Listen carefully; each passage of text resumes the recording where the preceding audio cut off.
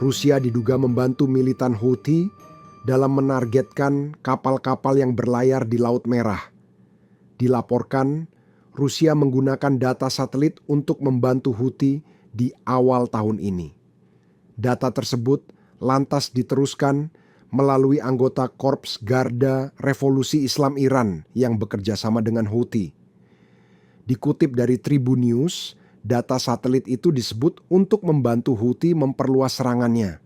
Penggunaan data satelit itu diduga mulai dari bulan November 2023. Menurut intelijen barat, Kremlin dilaporkan mempertimbangkan untuk mengirim rudal anti kapal ke Houthi pada awal tahun 2024. Sebagai informasi, Laut Merah telah menjadi medan pertempuran bagi kapal-kapal yang terafiliasi Israel. Banyak kapal komersil yang menjadi target serangan Houthi Yaman. Dilaporkan ada 80 kapal dagang yang melintasi Laut Merah telah digempur oleh pihak Houthi.